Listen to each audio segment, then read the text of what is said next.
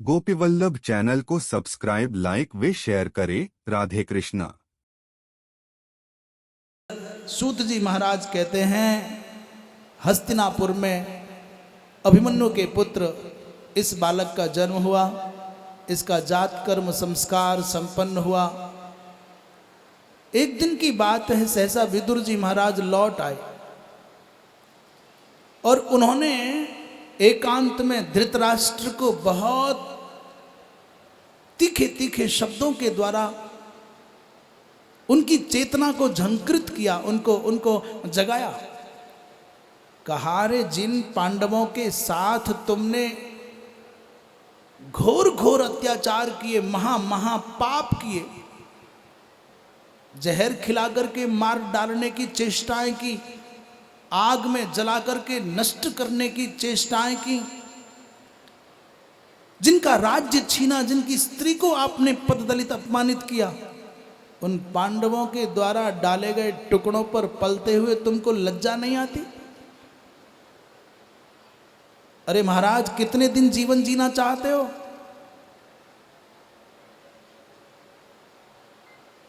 अब तो उठ करके खड़े हो, अब तो सावधान हो जाओ, अब तो निकलो, भगवान का भजन करो। जिन विदुर जी महाराज की बातों को सुनते सुनते धृतराष्ट्र बूढ़े हो गए, पर धृतराष्ट्र के कानों पर कोई जूं न रेंगी। विदुर जब तक महामंत्री के पद पर रहे, जीवन भर उपदेश देते रहे, मंत्रणा करते रहे, पर उसका कोई प्रतिफल नहीं निकला। आज ऐसा क्या हो गया कि विदुर जी महाराज के एक शब्द मात्र ने, शब्द बाण ने अंधे धृतराष्ट्र को घर छोड़ करके, राजभवन छोड़ करके वन में जाने के लिए विवश कर दिया। बोले उसका कारण है, जब व्यक्ति केवल उपदेश देता है तब उसके शब्दों का प्रभाव नहीं होता। जब व्यक्ति के शब्दों में साधना का प्रभाव होता है, त्याग का बल होता है, तब उस व्यक्ति के हृदय से निकली हुई आवाज श्रोता के कानों तक नहीं जाती, अपितु श्रोता के हृदय तक पहुंचती है। और जब शब्द हृदय तक पहुंचता है तो अपना प्रभाव दिखाता ही दिखाता है। आज विदुर तीर्थ यात्रा करके आए, विरक्त हैं, साधना का बल है। पहले तो मंत्री थे, इसलिए राजा की प्रसन्नता देखनी पड़ती थी, अपने पद की मर्यादा देखनी पड़ती थी। जिस साधु में साधना का बल नहीं है, त्याग का, साधना की सुगंध नहीं है, त्याग का बल नहीं है, जिसमें विरति माने वैराग्य नहीं है, वो साधु कितना भी बोल ले, कितना भी प्रवचन कर जाए, उसके प्रवचनों का, शब्दों का प्रभाव नहीं हो सकता। और राज सत्ता के केंद्रों पर परिक्रमा करने की प्रवृत्तियां पालने वाले जो भी लोग हैं, उनका तो भगवान ही मालिक है। जो राज सत्ता के केंद्रों में प्रदक्षिणा करने का स्वभाव बना बैठे हैं, उनका तो भगवान ही स्वामी है। सचिव, वैद्य और गुरु, ये तीनों जब मुंह देखी बात करने लग जाते हैं तो राज धर्म तन तीन कर होए बेग ही नाश।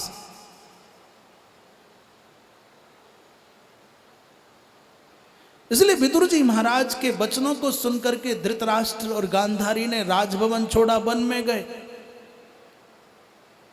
श्री नारद जी महाराज के द्वारा बाबा धर्मराज युधिष्ठिर को ज्ञात हुआ कि हरिद्वार में सप्त सरोवर के निकट वो साधना में लगे हैं और आज से पंचम दिन अपने संस्कार उनका योगाग्नि के माध्यम से होगा।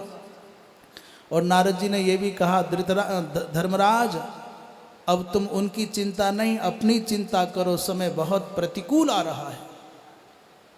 उसी समय अर्जुन गए थे द्वारिकापुरी, 7 महीने हो गए, लौटे नहीं। चिंता में घिरे हुए धर्मराज और भीम ने सहसा देखा कि मुंह लटकाए हुए उदास निराश अर्जुन आ गए। और अर्जुन के मुख से पता चला कि अब श्री कृष्ण सगुण साकार रूप में इस धरा पर इन दृष्टि इन नेत्रों का विषय नहीं रहे। शब्दों पर ध्यान देना बहुत सावधानी से, ये मत सोचना कि कृष्ण चले गए चले गए चले गए। अर्जुन के माध्यम से ज्ञात हुआ कि सगुण साकार रूप में भगवान कृष्ण अब इन नेत्रों का विषय नहीं रहे, अब हृदय के नेत्रों का विषय बनेंगे। तो सोचा कि जिन आंखों से कृष्ण को निहार लिया, अब उन आंखों से कृष्ण के बिना कुछ और देखना हो तो क्या लाभ इस जीवन से। उसी समय निर्णय कर लिया, अपने पौत्र को राजर्षि परीक्षित को अभिषिक्त किया और स्वर्गारोहण की तैयारी कर ली। माता कुंती ने भी उसी समय सुना और योग के माध्यम से भगवान कृष्ण के स्वरूप को प्राप्त कर लिया। बोलिए वृंदावन बिहारी लाल की। राजर्षि परीक्षित ने दिग्विजय के क्रम में कलयुग का निग्रह किया, गौ माता की प्रतिष्ठा की। कलयुग का निग्रह करके उस कलयुग को राजर्षि परीक्षित ने 4 स्थानों में स्थापित किया, जहां जुआ खेला जाता हो, जहां मदवर्धक पान होता हो, जहां हिंसा होती हो और जहां व्यभिचार होता हो। उस कलयुग ने कहा महाराज जहां तक आपका प्रश्न है, पूरी धरती पर आपका साम्राज्य है और जहां जहां आपका साम्राज्य वहां ये चारों काम नहीं होते तो कहां जाऊं। तो पुनर्याचमाना या पुनः याचना करने वाले कलयुग को राजा ने भगवत कृपा से प्रेरित होकर के स्वर्ण में निवास दे दिया। इसलिए स्वर्ण को हिंदी में कहते हैं सोना। क्या कहते हैं? सोना का मतलब जानते हो? सोना। सोना मतलब जगते रहो, नहीं है तो कमाने के लिए जगो, और कमा लिया है तो रखाने के लिए जगो। सोना का मतलब सोना। इस कलयुग का स्वर्ण में निवास है और उसी का परिणाम है कि कलह, कली माने कलह। आप पहन करके बड़े मगन होकर के जा रहे हो और कोई चोर नजर गड़ाए बैठा है, कान खींच ले जाए, नाक खींच ले जाए, गला खींच ले जाए।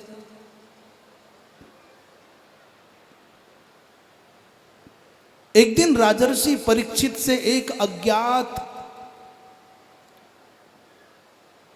असावधानी में एक अपराध बन गया। एक धर्मनिष्ठ महात्मा को उन्होंने दंभी मान लिया। समाधि की अवस्था में बैठे महात्मा शमीक को उन्होंने ये सोच लिया है नकली महात्मा है, नकली समाधि लगा करके बैठा है, इसकी परीक्षा करूं। उसके गले में मरा हुआ सर्प डाल दिया। उन महात्मा के 5 वर्ष का एक बालक था जिसका नाम है श्रृंगी। उस श्रृंगी ने जब सुना कि इस राजा ने मेरे पिता के गले में मरा हुआ सर्प डाला है तो भावावेश में आकर के सहसा नियति के नियंत्रण में आकर के जैसी भवितव्यता थी उसके अनुसार आचमन किया और क्रुद्ध होकर के बाघ वज्र का प्रयोग कर दिया। उस बालक ने कहा, जिस दुरात्मा दुष्ट राजा ने मेरे पिता के गले में मरा हुआ सर्प डाला है उसको आज से 7वें दिन तक्षक नाम का नाग डस लेगा। शाप दे दिया। महात्मा समीक को पता चला, उन्होंने अपने पुत्र का अभिनंदन नहीं किया। समाचार राजा तक पहुंचाया कि राजन, मेरे अज्ञात अबोध, मेरे अज्ञानी अबोध बालक ने तुमको 7वें दिन तक्षक के द्वारा डसे जाने का शाप दिया है, इसलिए सावधान हो जाओ, कुछ करो। राजर्षि परीक्षित ने इस संवाद को, इस संदेश को, इस शाप की बात को सुनकर के समाधान का चिंतन किया। अपने पुत्र जन्मेजय को राजा बनाया और हस्तिनापुर की राज्य गद्दी को छोड़ करके शुक तीर्थ में जाकर के गंगा के तट पर बैठ गए। बड़े बड़े अमलात्मा विमलात्मा महात्माओं के मध्य में श्री सुखदेव जी महाराज के दर्शन प्राप्त हुए और सुखदेव जी महाराज से आत्म कल्याण विषयक प्रश्न पूछा है। श्री सुखदेव जी महाराज ने राजर्षि परीक्षित को दूसरे स्कंद में सद्यः मुक्ति और क्रम मुक्ति के माध्यम से इस भवसागर से पार जाने का बहुत सुंदर उपदेश दिया है। सुखदेव जी महाराज से राजर्षि परीक्षित ने प्रश्न किया, भगवान मुझे क्या करना चाहिए? तो सुखदेव जी महाराज कहते हैं, व्यक्ति को आत्म कल्याण के लिए जितासनो जितश्वासो जित संगो जितेंद्रियः, मनुष्य अपने प्राणायाम के द्वारा अपने जीवन को सुदीर्घ बना सकता है, दिव्य बना सकता है, निरोगी बना सकता है और आनंदपूर्ण बना सकता है। इसलिए जितासनो दूसरा है जित श्वासो, माने श्वास को जीतने का अभ्यास करना, और तीसरा है जित संगः, चाहे जिसके साथ बैठ लेना, चाहे जिसको अपने साथ बिठा लेना, चाहे जिसके साथ खा लेना और चाहे जिसको अपने साथ खिला लेना, चाहे कहीं सो जाना और चाहे किसी को सुला लेना। ये तो बाह्य संग है, कहाँ बैठें कहाँ ना बैठें, कहाँ खाएं कहाँ ना खाएं। प्रत्येक व्यक्ति का अपना ऑरा होता है। ऑरा माने आभा मंडल। बालक हो या बड़ा हो, स्त्री हो या पुरुष हो, प्रत्येक व्यक्ति का अपना ऑरा है, अपना आभा मंडल है, उसकी सीमाएं। यदि नकारात्मक वृत्ति के ऑरा में आप प्रवेश करोगे तो आपकी चित्त वृत्ति विकृत हो जाएगी। यदि आप किसी संत महात्मा जिनके ऑरा में आभा मंडल में सकारात्मकता है, साधना के परमाणु हैं, तो आपको उस ऑरा में, उस आभा मंडल की कक्षा में पहुंचने पर शांति और सुगंधि की अनुभूति होगी। कभी कभी आप कहते हो नहीं भाई ये जगह बहुत अच्छी है, मन बहुत लग रहा है, बड़ा शांति मिल रही है, इसका मतलब है कभी उस स्थान पर किसी महापुरुष ने सुदीर्घ काल तक तप किया है। कभी कभी अनजाने व्यक्ति के पास बैठते हो तो आपको बहुत, उनका नाम नहीं जानते, जाति नहीं जानते, स्वभाव नहीं जानते, कुछ नहीं जान रहे, पर आप बैठ भर जाते हो तो आपका हृदय कमल विकसित हो जाता है, खिलने लग जाता है, आप अच्छा महसूस करते हो। और किसी किसी के पास बैठ करके मन उद्विग्न होता है, भागने का मन करता है। ये प्रत्येक व्यक्ति का अपना स्तर है, आभा मंडल है, अपना अस्तित्व है, अपना ऑरा है। तो बाह्य संगति का विषय एक अलग है और यहाँ संग का तात्पर्य आसक्ति से है। किसी के साथ में होना अलग बात है, पर किसी से चिपक जाना अलग बात है। किसी के साथ में जीना अलग बात है, पर उसके बिना जी न सकेंगे, ये जो बीमारी लगना है, कोई तुम्हारे जीवन में तुम्हारी मजबूरी बन जाता है, वो आसक्ति है। इंद्रियों का जीतना तो क्या, आंखों से देखने का ऐसा दृढ़ अभ्यास है कि जब तक नहीं देखें रुका नहीं जाता। खाने की इतनी आदत लगी है कि नहीं खाएं और अभिष्ट पदार्थ नहीं खाएं तो रुका ही नहीं जाता। बोलने की इतनी बीमारी है कि बोले नहीं तो उनसे जिया ही नहीं जावे। अनावश्यक, अवांछित और बिना विचार किए बोले जाएंगे, बोले जाएंगे, बोले जाएंगे।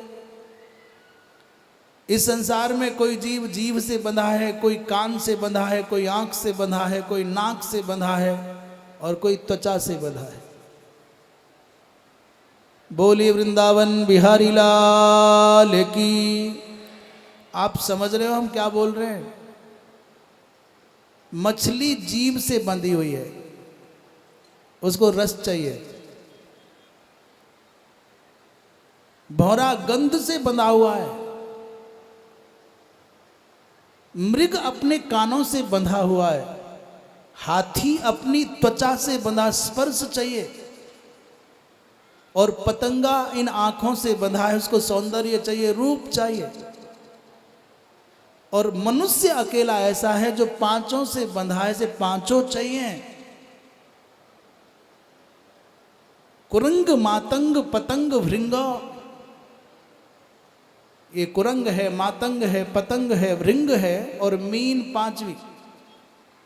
ये पांचों के पांचों जीव एक एक इंद्रिय के गुलाम हैं, दास हैं। पर इस मनुष्य का क्या होगा जो पांचों इंद्रियों का गुलाम है?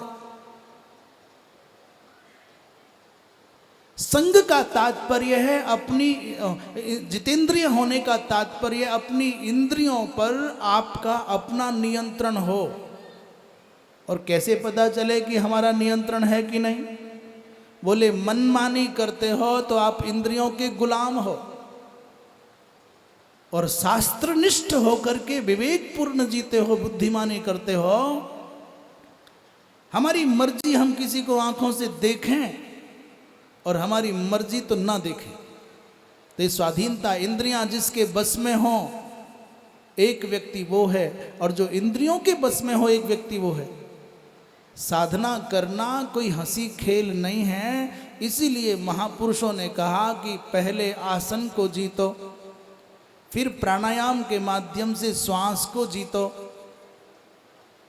फिर अपने संग को, आसक्ति को नियंत्रण में करो, और अपनी इंद्रियों पर अपना अंकुश रखो। इंद्रियों के गुलाम मत बनो। ऐसा ही चाहिए, यही चाहिए, इतना ही चाहिए, ये मनोवृत्ति विकसित ना होने पाए। जो मिले, जैसा मिले, जब मिले, जहाँ मिले, अपना संयम पूर्वक शास्त्र मर्यादाओं का पालन करते हुए जिए, तो ऐसा व्यक्ति साधना कर सकता है। और श्री सुखदेव जी महाराज ने सकल ब्रह्मांड का स्वरूप राजर्षि परीक्षित के सामने व्यक्त किया। जो दिख रहा है राजन, वो सब तुम्हारे गोविंद का विराट रूप है। इन वृक्षों को तुम वृक्ष मत मानना, ये भगवान के रोम हैं। ये पत्थर पहाड़ भगवान की हड्डियां हैं, ये नदियां भगवान की नाड़ियां हैं, ये बादल भगवान के केश हैं, ये दिशाएं भगवान के कर्ण हैं। इस सकल दृक् प्रपंच को भगवान का स्वरूप बताया और बड़े भावपूर्वक समाधान करते थे। अचानक राजा ने पूछा, भगवान परमात्मा ने सृष्टि क्यों बनाई? सुखदेव जी महाराज को स्मरण आया कि मैंने मंगलाचरण नहीं किया, इसलिए उन्होंने मंगलाचरण करके प्रश्न का उत्तर देते समय एक उद्धरण दिया। राजन, जो प्रश्न तुम करते हो वही प्रश्न श्री नारद जी महाराज ने ब्रह्मा जी महाराज से किया था। श्री नारद जी महाराज ने ब्रह्मा जी से जो जो प्रश्न किए वही प्रश्न लगभग तुम्हारे, और जो जो प्रश्नों के उत्तर ब्रह्मा जी महाराज ने नारद जी को दिए वही उत्तर हम आपको देंगे। एक दिन नारद जी महाराज ने ब्रह्मा जी को देख करके कहा, संध्या वंदन कर रहे थे ब्रह्मा जी महाराज। नारद जी ने कहा, पिताजी आप ये क्या कर रहे हो? सर्वेश्वर, सर्वनियंता, जगत पिता, जगदाधार होकर के आप किसकी आराधना करते हो? ब्रह्मा जी ने हंस करके कहा, नारद, अज्ञान से घिरा हुआ व्यक्ति मुझको तुम्हारी भांति ही परमात्मा मानता है, पर यह सच नहीं है। मैं तो इस सृष्टि की एक इकाई हूं। मैं सर्वेश्वर, सर्वनियंता, सर्वाधार नहीं हूं, मैं परमात्मा नहीं हूं। अभी तो मैं तो भगवान नारायण के नाभि कमल से उत्पन्न हुआ, और फिर अपनी पृष्ठभूमि कहाँ, कैसे उनके साथ में घटना घटी, कैसे उन्होंने परमात्मा के अनुग्रह से सृष्टि के सृजन की सामर्थ्य प्राप्त की, ये प्रसंग नारद जी महाराज को बताया। और इसी प्रसंग में ब्रह्मा जी महाराज ने भगवान के विविध अवतारों का भी सांकेतिक रूप से नारद जी महाराज को वृत्तांत सुनाया। श्री ब्रह्मा जी महाराज कहते हैं, नारद, मैंने भगवत कृपा से उस जलराशि में तप करके भगवान का दर्शन किया और भगवान ने प्रकट होकर के मुझे गले लगाया, मेरा हाथ पकड़ करके जैसे कोई